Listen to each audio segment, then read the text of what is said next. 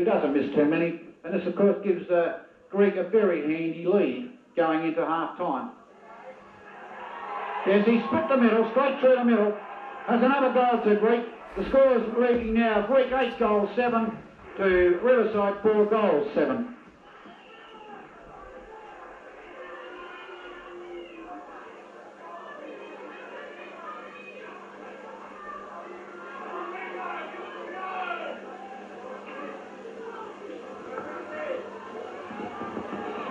This is the biggest lead of the match so far. Greek have gone way ahead with this game. They've played all over Riverside in this quarter, and Riverside just haven't capitalised at all. They're winning in the centre ruck all the time. They bring the ball out of the centre, and this is what's causing Riverside their problem. They've got no understanding whatsoever in the centre square, Riverside haven't. Bubbles is being absolutely thrashed. The ball's punched out again but anyway, Clarence grabs a Greek player and he's not in possession. Of course, the free kick goes to Aaron Armon, who's played a pretty good game for Greek, a very handy game. Hoffner runs down there, too late, Hoffner. The umpire's called play on. I can't understand why. It was a mark to Greek. It's picked up, it's kicked in. Greek are starting to play all over Riverside. Riverside's backline is in tangles. They just can't cover what's going on. Kretschmer's the only backline player that's prepared to run and help his teammates. At least he's running all the time. There's Kretschmer running down there beside Clohessy, giving him advice and helping him. Good play, Kretschmer, but you can't do it on you. Pedersen is absolutely hopeless. He should not be out on the ground. He's done absolutely nothing. Anyway, the ball's kicked out on the full. Thank goodness for Riverside. It'll get the free kick and it'll go to Chloe, who gives it across to Colsey, who's been fairly quiet. A long kick to Colsey, straight down to the forward line. Where does Pedersen go? Absolutely under the ball. He can't control it. It's now Ivan Coles has got it, handballs it over. It wasn't Ivan Coles. Here's it is over to Grant Montgomery. Grant Montgomery waits, sets up play. Pedersen gets caught. Stupid bloody football. And I can't understand why Montgomery did that. Great mark by Manuel out here on the wing. And Manuel will go back. Go for a long kick, Jeffrey. Don't muck around. You can put the ball in the goal square. Jeffrey Manuel's going to line it up. He's around about 60 yards out, directly in front. Right on the edge of the square. It's a long kick by Jeff Manuel, right into the 10-yard square, and Bubbles flies, but the ball's brought through for a point. I can't understand why Montgomery did that. He was calling a play to set up play. Greek had come out with the ball. Now Montgomery's tackled him. The Greek player still got up with the ball. He's caught. No free kick. Play on. What are you going to do this time, Monty? Kick the ball off the ground straight into a Greek player. Where does the ball go? Out of bounds. Well, there you are. There's the half-time siren. There's the half-time siren, and the Greek Football Club should be very proud of themselves. They've gone to a very handy lead of 8 goals, 7.55 to Riverside 4.832. Shortly, we'll be having an interview with the umpire's coach, Mr. Les Dabron, who has been a member of the Amateur League for many, many years, and as I see it this year, being his second year, I think, or might even be his third year as umpire's coach, has done an excellent job. But we'll be with you shortly. The one thing we want you to remember is that we have a number in the Riverside Football Club, such as Black Rooster Chickens down Riverside Way. If you need a good chicken any day, I'm talking about a two-legged bird, of course, just give them a ring on 496035. And those that like to have a good cigarette, there ain't too many of them around, don't forget to try Camel filters. They're a great smoke. You also, Danny O'Brien, he's a master painter. I can tell you he's a good painter because he painted my house and the price was right, and I was quite pleased with the job he did. Other people, we've got Port Sports Store. They're a great mob. They really support us to the fullest. Any supporting supplies you want, go and see them. They've got everything. They've got all your cricketing needs, your football needs, soccer, whatever you want. The Port Sports Store's got it. The Kent Hotel, I spoke to you all about the Kent Hotel last week. The mine host there, Dale McLean, a nice little bloke you couldn't want to meet because he's a great guy. Go down and see Dale, have a beer with him. Counter lunches they supply down there and evening dinners and magnificent meals, and go down and try them. But the biggest surprise you'll get is the price. The price is very cheap. Portland Hotel, one of our major sponsors again, great people there. Albie's not there anymore, but the new chapter's taken over, still supporting us. We also have the Messenger Press supporters. But ladies and gentlemen, don't forget to go and see these sponsors and support them, because by you supporting them, it's helping us. we're just going to break for just for a minute now, and then I'll be talking to Mr. Les Davron, the umpire's coach. Well, with me here, as I said, I've got Les Davron, the umpire's coach. Les has been the umpire's coach for the last 2 years. Prior to that, Les was well known as an umpire himself, an A-grade umpire. And the one thing that I don't think a lot of people would know was that Les was the first administration manager of the South Australian Amateur Football League. And during his period there, he did an excellent job also. Les, how do you see the game so far? Well, Brian, I think it's an excellent pressure game of grand finals football. A couple of little undisciplined players out there, but the umpire's got full control. And I think he's doing an excellent job, and I hope he continues in the same vein. Yeah, that's fair. I'm inclined to agree with you. Les, at one stage there, I thought he was going to lose control of it, but he soon regained it, and I think he's done a fair job at the moment. Was you surprised at all to find that John Cranwell didn't get this game? No, I wasn't surprised. It was a very hard decision. It was a split decision by the board. John was very unlucky, but by the same token, Chris has vindicated the decision of the board with his performance in the first half so far. Well, as the game has gone, Greek are about 4 goals in front. Well, they are 4 goals in front. Can you see Riverside being able to get out of this? Riverside can always get out of this situation. They are a very strong, disciplined side, very well coached. It's just a matter of getting run and confidence to approach the ball. Their confidence is not there at the present time. Players not lifting their eyes and steadying under pressure. But I'm sure that Noel will speak to them at half-time as he normally does, and they'll get back in the game. There's no doubt about that. Well, where do you think, Les, Riverside getting beaten at the moment? I think they're not getting the ball out of the square. I don't think they're getting enough run from Stevie Milne and Giles and Filippo and the Little Rovers are doing far too much damage out of that centre square. Well, now, if you were in Noel's position, what would be some of the suggestions that you'd probably hand to him? Well, I would suggest that they start talking, they start running. They're not running. Get their running game going. That's what's missing at the present moment, but above all, confidence in their own ability. Thanks, Les. Just a few little things about yourself. What's been the most exciting period of time you've had when you've been umpiring yourself? Well, the most exciting thing that I found when I was umpiring was to umpire a grand final. It's what you aim for all the year, and to umpire a grand final is just tops off what is the hard work that you put into any season. Right. Well, now, it'd be remiss of me if I didn't ask you, how many grand finals have you umpired? Oh, over a period of 28 years, Brian, I'm afraid I've lost count, but I've umpired grand finals from Adelaide to Broken Hill to Ceduna, and I've made many friends and not too many enemies, not until this year anyhow. Well, have you made enemies this year yourself, Les, and why do you think you've made enemies?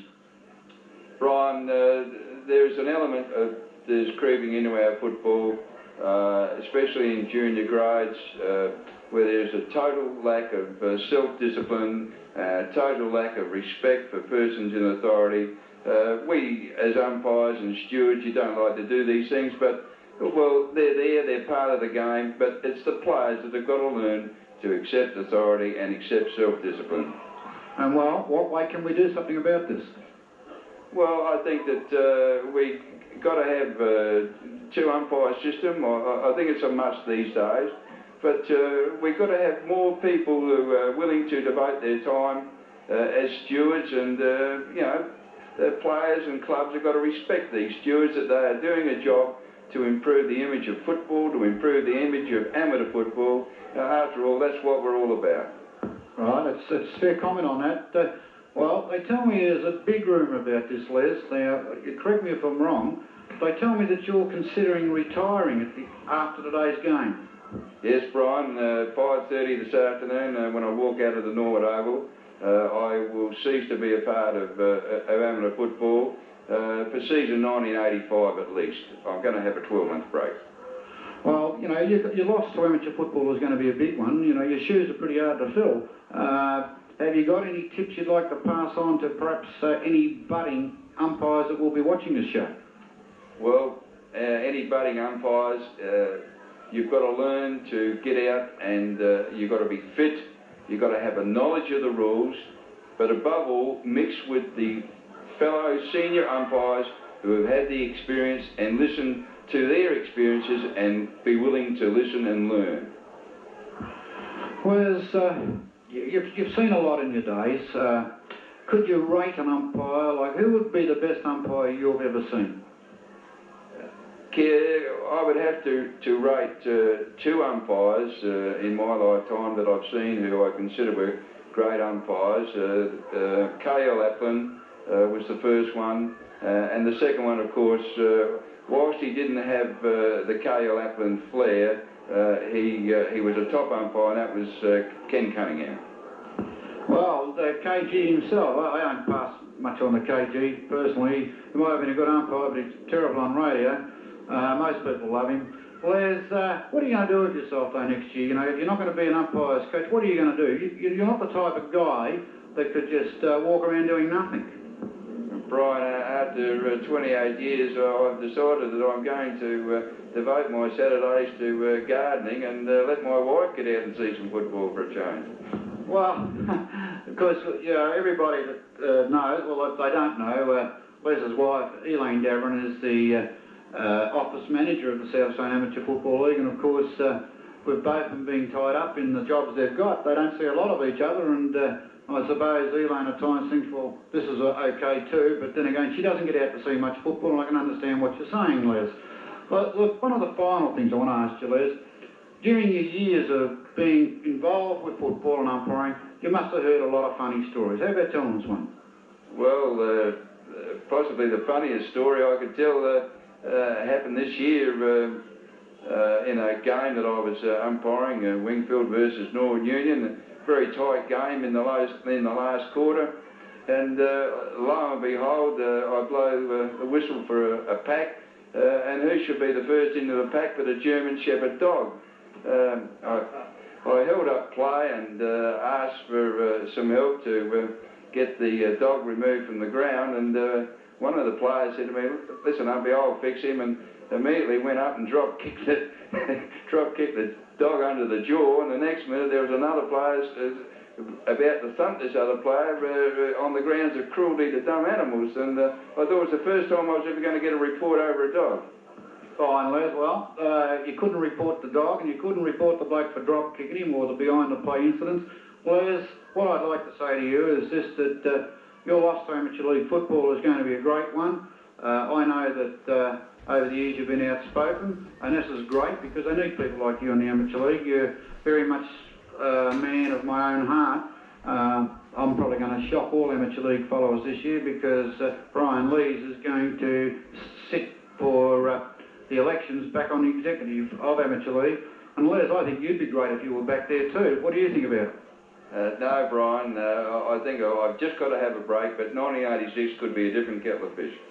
Okay, Les Devlin, ladies and gentlemen, we wish you well in the future, Les, and perhaps if we get a chance at 5:30, if we've got anything left in our tape, we might speak to you again, because you might tell us a few more things you can't tell us right at the moment. Les Devlin, ladies and gentlemen, thank you very much, Les.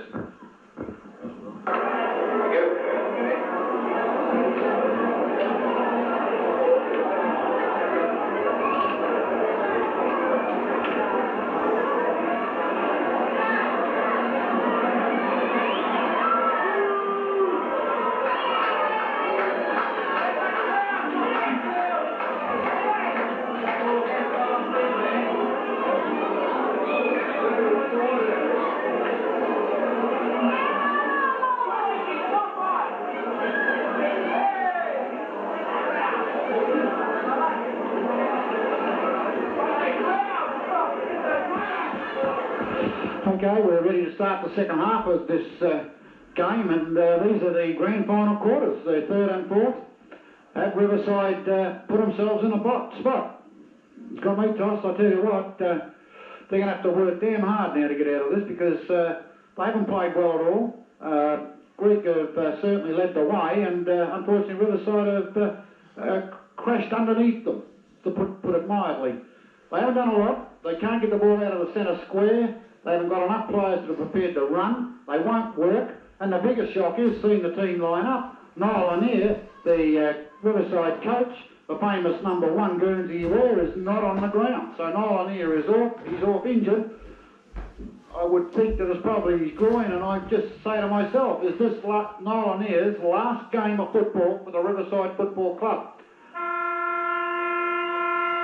Okay, the ball's at the centre, ready to be thrown up for the start of the third quarter. We've got Bubbles Milne against Richo. Richo's won the tap, as he always does. The ball's come down to Kretschmer. He can't handle the ball. He lays over the top of it. Throw up again, Richo and Bubbles again, and Bubbles uses his weight this time. It's the first time he's used it all day, and it's about damn time. Vinny's got the ball. He comes out, he kicks it, and it's towards the wing. Ivan Coles is running for it. The bounce doesn't favour him. Hoffner punches the ball forward, chases it with more pace, handballs it over to Simons, who loses control of it. And what happens? But Greek smother on the ball, handball it out. Well done, Mark Hoffner. He comes down and Mark Kretschmer picks the ball up, handballs across to Simons. Simons has got the ball. He shoots it down as a shot for goal. It's a long shot, but it's marked in the fullback by the number 1 player, who is Paul Darby. Big kick out by Darby. Richardson pushes everybody in the back. The umpire doesn't see it. Richardson's got the ball. He runs through. He handballs over the Bubbles Milne, standing flat foot, punches the ball out of Richardson's hand.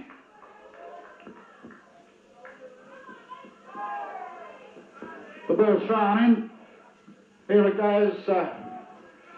Picked up by Vinny Lebrani. Vinny's got the ball. He tries to sidestep. Handballs to Hamill. Hamill's got it. He's looking for a player to kick to. He's got nobody. A great little mark, but no, it's not played. And Peterson handballs over to Manuel. It wasn't a drop punt hand pass. It was a shocking hand pass. Greek removed the ball. They get the ball, hand pass it out. It's a long kick straight into centre ground. Philippo's got it. He handballs is on, looking for Mick Kenny. But the tank's there. Tasnowski. He handballs it across to Kenny. He can't take the ball. They all drop on the ball. Number 3 of Greek picks it up, and that happens to be Harry Sturvis. He handballs that close. He's got the ball, and the umpire says, give it to me. He said, I'll throw it up. It's right on the centre half forward line, or a little bit closer to goal.